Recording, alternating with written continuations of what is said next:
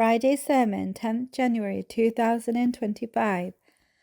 After reciting Tashhud, Ta'awuz and Surah Al-Fatiha, His Holiness Hazrat Mirza Masroor Ahmad, may Allah be his helper, said that he would continue mentioning the expeditions during the life of the Holy Prophet sallallahu alaihi wasallam. Was Ghirfar really killed by the Muslims? His Holiness, may Allah be his helper, said that in relation to the expedition of Banu Fazara, there is mention of the murder of Ghirfar. Upon analysing historical accounts, it becomes evident that this is a false incident. Expedition of Abdullah bin Atiq radiyallahu anhu.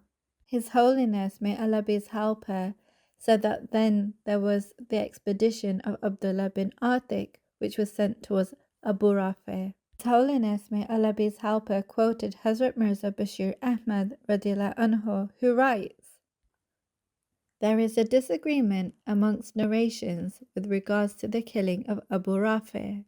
In the following of Zuhri, Bukhari has simply mentioned it as having occurred after the killing of Ka'b bin Ashraf without specifying a date, which is true either way.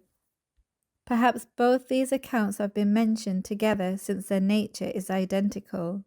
The Bari is put in 3rd year after Hijrah, after the occurrence of Ka'b bin Ashraf. Waqidi has mentioned it in the 4th year after Hijrah. Referring to Ibn Ishaq, Ibn Hisham has simply recorded it as being after the Qazwa of Banu Qurayza, which took place towards the end of 5th year after Hijrah, and in this manner it can be considered as having occurred in the beginning of 6th year after Hijrah.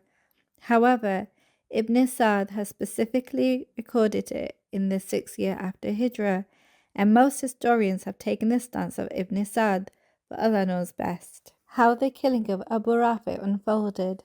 His Holiness, may Allah be his helper, further quoted Hazrat Mirza Bashir Ahmad radiyallahu anhu, who writes, "The mischief making and instigation of the Jewish chieftains resulted in the dangerous conflict of the Battle of Azab against the Muslims in 5th year after Hijrah. Among them, Huyay bin Akhtab had already met his end, along with Banu Qurayza. However, Salam bin Abil Huqayq, whose appellation was Abu Rafi, was still engaged freely in his mischief-making as before, in the region of Khyber.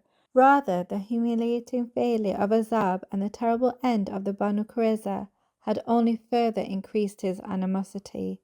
Since the settlement of the tribes of Ghatafan, situated near Khyber, and the Jews of Khyber were as if neighbours to the tribes of Najd, for this reason Abu Rafi, who was a very affluent and influential merchant, made it custom to incite the barbaric and warmongering tribes of Najd against the Muslims. His animosity towards the Holy Prophet sallallahu alaihi wasallam, he was like of Ka'b bin Ashraf. As such, during that era which we are mentioning now, he had given the Ghatafani people very significant financial aid in order to launch an assault against the Holy Prophet sallallahu alaihi wasallam. Furthermore, it is proven by history that the Jews of Khyber who were creating disorder in the watch of Abu Rafi were also behind the threat which emerged against the Muslims by Banu Sa'd in the month of Shaban, for the defense of which an army was sent from Medina under the leadership of Hazrat Ali radiyallahu anhu. In another narration, it is mentioned that when Abdullah bin Atiq radiyallahu anhu attacked Abu Rafi, his wife began to scream loudly, upon which he became worried that others might be alerted by her noise and clamour. Upon this, he raised his sword to kill her, but then he remembered that the Holy Prophet sallallahu alaihi wasallam had prohibited the killing of women, and therefore he refrained from doing this. At this point, we need not enter a discussion on the justification of killing Abu Rafi. Fundamentally, the following points should be remembered. During that era, the Muslims were in a very weak state, surrounded by adversity from all directions, and the fire of enmity was ablaze all throughout the land.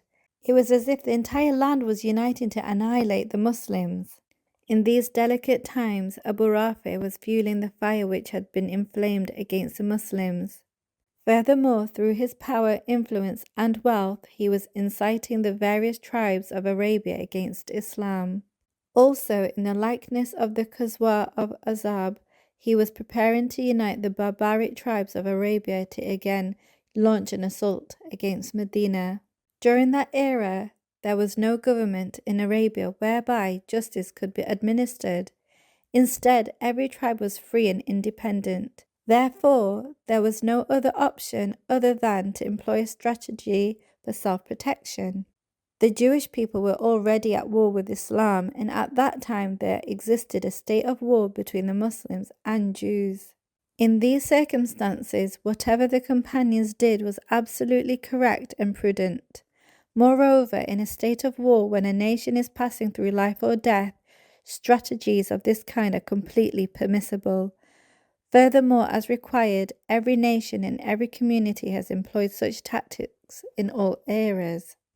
With regards to the healing of the leg of Abdullah bin Atiq, it is not clarified in the narration of Bukhari as to whether this healing occurred immediately in a supernatural manner, or whether it slowly and gradually followed its natural course of healing. In the latter case, this would be considered a normal occurrence. The effect of the prayer of the Holy Prophet ﷺ would be understood inasmuch that by the blessings of his prayer this injury did not take on a permanent effect and no negative result came about. Rather, the leg of Abdullah was ultimately restored to its original and full strength, and the effects of the injury disappeared completely. However, if this healing took place immediately in a supernatural manner, then most certainly this occurrence would be a miracle especially decreed by God Almighty, which He manifested as a result of the prayer of His Messenger sallallahu alaihi wasallam.